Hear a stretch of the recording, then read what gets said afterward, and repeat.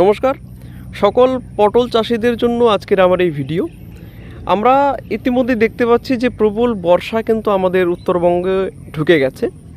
এই উত্তরবঙ্গের বেশ কিছু জায়গাতে কিন্তু প্রচুর পরিমাণে বৃষ্টি হচ্ছে এবং এই বৃষ্টির ফলে কিন্তু কৃষকরা তাদের ফসলগুলো ওঠাতে পারছে না। দেখতে পাচ্ছেন আমার সামনে রয়েছে একটি পটল ক্ষেত এবং এই পটলের জমিতে বেশ কিন্তু কিছু পরিচর্যা করার প্রয়োজন রয়েছে, তবে কৃষক ভাই আমাদের তিনি এই বর্ষার কারণে কিন্তু পরিচর্যা করতে পারছেন না, বা অনেকেরই সেম সমস্যা দেখা দিচ্ছে, আপনাদের গাছের ধসার প্রকোপ কিন্তু বেড়ে যাচ্ছে। আজকের এই ভিডিওতে আলোচনা করব যে আপনারা কি করে এই বর্ষার মরশুমে গাছকে টিকিয়ে রাখবেন এবং অধিক পরিমাণ ফলন আপনারা পেতে পারেন, কি পরিচর্যা করবেন। দেখতে পাচ্ছেন এখানে কিন্তু প্রচুর পরিমাণে পটল হয়েও আছে। এটি একটি নতুন ক্ষেত। দেখতে পাচ্ছেন যে সম্পূর্ণ জায়গাটা কিন্তু এখনও ছেয়ে যায়নি, অর্থাৎ মাচা যে তৈরি করা হয়েছে সম্পূর্ণ মাচার মধ্যে কিন্তু এখনও পর্যন্ত গাছগুলো ছড়ায়নি, তাই অত্যন্ত একটি নতুন ক্ষেত। তাই এই নতুন যারা ক্ষেত করেছেন বা পুরনো ক্ষেতও যাদের রয়েছে সবার জন্য কিন্তু পরিচর্যা সেমই থাকবে। এই সময়ে কিন্তু ধসার উপদ্রবটা একটু বেড়ে যাবে, কারণ মাটিতে জলের পরিমাণ বেশি থাকবে, যার জন্য আর্দ্রতা বেশি থাকার জন্য কিন্তু আপনাদের গাছের ধসার পরিমাণটা কিন্তু একটু বৃদ্ধি পাবে। তাই আমি আপনাদেরকে বলবো যে যখন ধসা লাগবে তার আগেই আপনারা কিন্তু এই পরিচর্যা করবেন।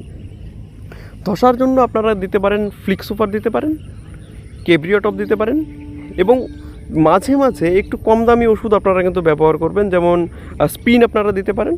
প্রতি লিটার জলে 1 থেকে 1.5 ml করে আপনারা কিন্তু স্প্রে করবেন। এই সময় ওষুধটা কিন্তু একটু ঘন ঘন দেবেন, তার কারণ হচ্ছে যে ধসার প্রকোপ আগেই বললাম আমি যে একটু বেড়ে যাবে। এর পরবর্তীতে এই বর্ষাতে কিন্তু পোকার উপদ্রবটা তুলনামূলক একটু কম হবে এবং মাছির যে উপদ্রব বা বল্লার উপদ্রব তুলনামূলক কিন্তু কম হবে। কিন্তু এর মধ্যেও বল্লায় কিন্তু বেশ কয়েকটি বিষয় আপনাদের খেয়াল রাখতে হবে, যে বল্লা কিন্তু আপনাদের ক্ষতি করে দেবে এই সময়েও। এই দেখতে পাচ্ছেন যে এখানে কিন্তু উড়ে উড়ে যাচ্ছে বল্লাগুলো, আমি জানি না ক্যামেরাতে দেখা যাচ্ছে কি না। তাই এই বল্লার জন্য আপনারা কিন্তু অবশ্যই ফেরোমন ট্র্যাপ ব্যবহার করবেন। বর্তমানে আমি বলবো যে আর কিছু ওষুধ দেওয়ার প্রয়োজন নেই, কারণ আপনারা সকালবেলা ওষুধ দেবেন, বিকেলবেলা ধুয়ে চলে যাবে, আপনাদের কিন্তু ওষুধ দিয়ে কোনো রকম কোনো লাভ হবে না। ফেরোমন ট্র্যাপ আপনারা ব্যবহার করবেন। ফেরোমন ট্র্যাপ কিন্তু বৃষ্টির সময়েও খুব ভালো কাজ করে। আমি বিগত অনেক ভিডিওতেই আমি বলেছি যে ফেরোমন ট্র্যাপ কিন্তু আপনারা অবশ্যই ব্যবহার করবেন।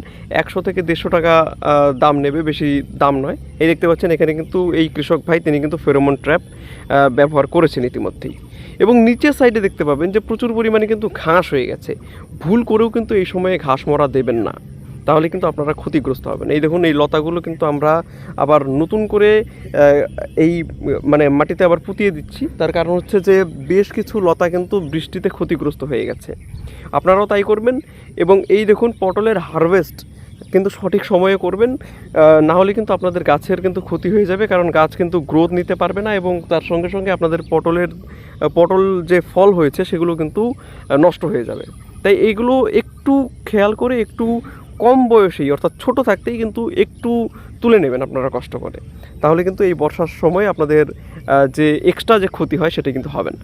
আরেকটা জিনিস খেয়াল রাখবেন, জলনিকাশি ব্যবস্থা কিন্তু আপনারা ভালো রাখবেন। বর্তমানে কিন্তু রৌদ্র উঠেছে, কিন্তু আবার কিছুক্ষণ পরেই দেখতে পাবেন যে আকাশ খারাপ হয়ে বৃষ্টি নেমে এসেছে, যে কারণের জন্য আপনারা কিন্তু জলনিকাশি ব্যবস্থা ভালো রাখবেন, কারণ জল জমতে কিন্তু এই বৃষ্টিতে টাইম লাগবে না। এবং গাছের গোড়ায় যদি জল দাঁড়ায় তাহলে কিন্তু আপনাদের গাছের মারা যাওয়ার চান্স কিন্তু বেড়ে যাবে। দেখতে পাচ্ছেন আমরা কিন্তু ড্রেন করে দিয়েছি, তবে ঘাসের জন্য কিন্তু বর্তমান সময়ে কোনো কিছু করার নেই। ঘাস আপনারা হাত দিয়ে বেছে দিতে পারেন, তবে ঘাস মারা দেওয়ার কিন্তু আমি রেকমেন্ড করব না, কারণ ঘাস মারা দিলে কিন্তু আপনাদের গাছের বেশ কয়েকটি ক্ষতি হয়ে যাবে। এই দেখতে পাচ্ছেন এখানে কিন্তু প্রচুর পরিমাণে ফুল ফল রয়েছে এবং ফুল ফল এই সময় আসাটা স্বাভাবিক, কারণ এই সময় কিন্তু পটলের মরশুম।